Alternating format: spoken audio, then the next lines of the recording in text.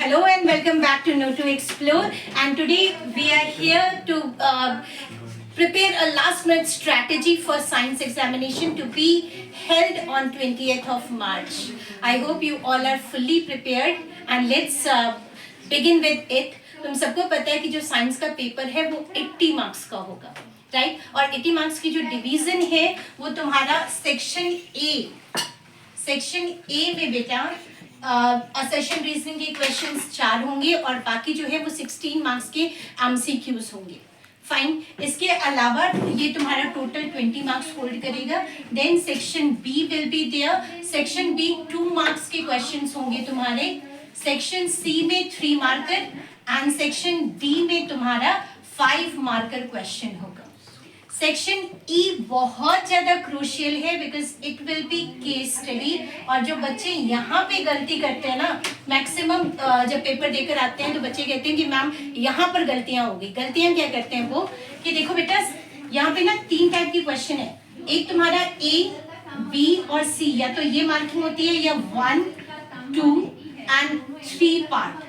जो third part है सिर्फ और सिर्फ सी पार्ट में चॉइस है और लिखा होता है।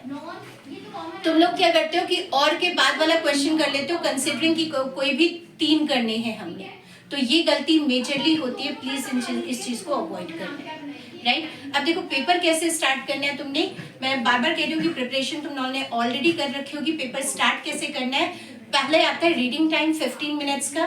15 मिनट्स के रीडिंग टाइम में अपने क्वेश्चन पेपर को सीधा बैक लेकर जाना and just read section E, the case study part. ज्यादा दिमाग कहीं पर भी नहीं लगाना, सिर्फ और सिर्फ किस चीज को रीड करना है, केस स्टडी। केस स्टडी को समझकर जो पार्ट्स तुमने करना है, मैं बार बार बोल रही हूँ ए और बी कंपल्सरी होता है, सी पार्ट में चॉइस होता है। तो अच्छी तरह से रीड करो और उसके बाद उसको अटेम्प्ट करना है।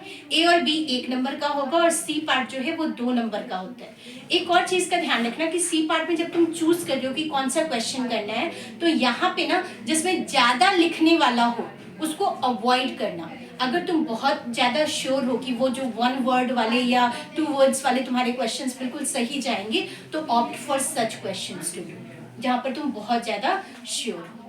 अब अगर टाइम परमिट्स कि हाँ अभी भी तुम्हारे पास टाइम बचा हुआ है उस 15 मिनट में से, then go for section A MCQ वाला पार्ट, ठीक है? और एमसीक्यू में भी क्या करना है तुमने, असर्शन रीजनिंग। असर्शन रीजनिंग वही मेथड फॉलो करना कि स्टेटमेंट 1 को पहले पढ़ना है, फिर स्टेटमेंट 2 जो रीजन वाला है उसको रीड करना है। पहले चेक करना है कि दोनों में से ट्रू कौन सा है। वेदर बोथ आर ट्रू तो फिर ए या बी ऑप्शन होगा। तो अब ए और बी के लिए क्या करोगे, असर्शन रीड करने के बाद वहां पर बिकॉज दिमाग में लगाना है, क्योंकि क्वेश्चन पेपर पर लिखना अलाउड नहीं होता। दिमाग में बिकॉज लगाओ और उसके बाद रीड करो कि क्या मेरा रीजन जो है वो आंसर कर रहा है स्टेटमेंट को properly. If yes then go for A, otherwise B will be the option, ठीक है? और सी और डी तो तुम्हें पता ही है। देन कमिंग टू एमसीक्यू वाला पार्ट, जो एमसीक्यू वाले पार्ट्स होते हैं बेटा, क्वेश्चन रीड करने के बाद don't forget to read all the options. बच्चे गलती क्या करते हैं, उनको पहला ऑप्शन लगता है अच्छा हाँ ये वाला आंसर हो सकता है and they right that answer. But यहाँ पे मेजरली मैं बार बार कह रही हूँ, कई बार बोथ भी हो जाता है, कई बार ऑल भी हो जाता है, कई बार नन ऑफ द अबव भी हो जाता है। तो please read the options carefully, ठीक है? एक इवन ऑड वन आउट वाला जो मेथड होता है वो भी तुम यहाँ पे यूज कर सकते हो टू सेलेक्ट द आंसर, ठीक है? देन सेक्शन बी और सी एंड डी, जितने ऑप्शंस वाले क्वेश्चंस हैं उनको ध्यान से रीड करना। अगर टाइम परमिट करता है तो उनको रीड करके एंड देन सॉल्व करना। क्वेश्चन हमेशा सीक्वेंस में करना है, section wise and sequence wise attempt करना है। सेक्शन तुम आगे पीछे भी कर सकते हो बट सीक्वेंस को मत तोड़ना। And again very important part, जो एमसीक्यूज के आंसर लिख रहे हो, कई बच्चे करते हैं एबीसीडी ऑप्शन लिखकर छोड़ कर आ जाते हैं। Please don't do this. उसके साथ तुम्हारा जो ऑप्शन लिखा हुआ है वो भी तुमने प्रॉपरली लिख कर जाना है। राइटिंग हमेशा लेजिबल होनी चाहिए, राइटिंग हमेशा लेजिबल होनी चाहिए, ये हमेशा ध्यान रखना। एंड बिगिनिंग वाला पार्ट जो बहुत अच्छी तरह से सेक्शन तुमने अब क्वेश्चन पेपर रीड कर लिया, तुम्हें पता है कि कौन सा पार्ट तुम्हारा बिल्कुल क्लियरली तुम्हें आता है, राइट? उस पार्ट से बिगिन करो और सुंदर सी राइटिंग से बिगिन करना। कहते हैं कि अगर शुरुआत अच्छी हो तो क्या होता है, हाफ तुम्हारा वैसे ही अच्छा चला जाता है। तो तो प्लीज रीडिंग टाइम को अच्छी तरह से यूटिलाइज करना and then do the questions carefully. एक और प्रॉब्लम आती है न्यूमेरिकल्स में, जितने भी फिजिक्स के न्यूमेरिकल होंगे वहां पे गिवन तुमने पक्का लिखना है, क्योंकि अगेन सीबीएसई बार बार फोकस कर रही है कि स्टेप वाइज मार्क्स देंगी, तो गिवन पक्का लिखना है। गिवन से तुम्हें फॉर्मूला भी क्लियर हो जाएगा।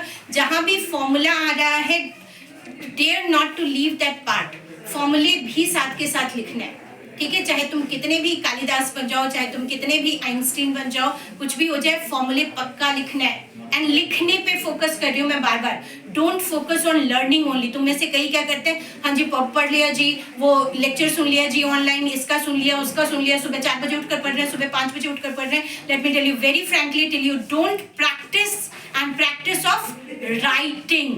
अगर तुम सुन भी रहे हो किसी का लेक्चर और तुम्हें लग रहा है कि कर रहे हो, तो प्लीज अपने हाथ में पेन पकड़ो and keep writing the TNCs, जो भी वहाँ पे टर्म्स हैं, जो भी वो कॉन्सेप्ट्स करा रहा है, कीप राइटिंग। क्योंकि अगर लिखने की प्रैक्टिस नहीं होगी ना, तो आधा पेपर करने के बाद तुम लोग गिव अप कर दोगे। Next and very important pointer, flow charts and diagrams.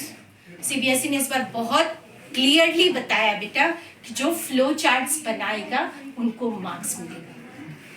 Flow charts कहाँ पे, हार्ट वाले वर्किंग है, एक्सक्रीशन की वर्किंग है, नेफ्रॉन की वर्किंग है, इन सभी जगह पे तुमने प्रॉपर फ्लो चार्ट बनाना है। फ्लो चार्ट बनाते हुए उनको मैथ्स में या कंप्यूटर में जैसे तुम करते हो बॉक्सेस के अंदर डालना मत भूलना। इवन फिजिक्स के न्यूमेरिकल या केमिस्ट्री का कुछ भी है, पुट दैट इन बॉक्स, ठीक है। It will enable the examiner to check your paper thoroughly. और इवन कोशिश ये करना कि 15 से 20 मिनट पहले तुम्हारा पेपर पूरी तरह से लिखा जाए, ताकि तुम्हारे पास सफिशिएंट टाइम हो उसको रिकैपिचुलेट करने का, ठीक है। तो बिगिनिंग एंडिंग, अगर टाइम मैनेजमेंट अच्छी है, फ्लो चार्ट्स प्रॉपरली बनाया है तुमने, डायग्राम्स प्रॉपरली बनाया, डायग्राम्स के लिए बार बार ब्लॉक लेटर्स में लेबलिंग करनी है, राइट हैंड साइड लेबलिंग करनी है, एंड लेजिबल देखो बार बार चीज क्या है, सबकी राइटिंग बिल्कुल परफेक्ट नहीं हो सकती है, बट हम नीटली लिख सकते हैं। हर सेक्शन के बाद 3 से 4 तुमने क्या करना है, लाइन छोड़ना है, and this is how you need to attempt the paper. Any doubt regarding it? Surely. अगर कहीं पर कुछ भी हो तो my number is with you people. This to explore is there. You may comment. I'll always be appreciating that. Thank you so much.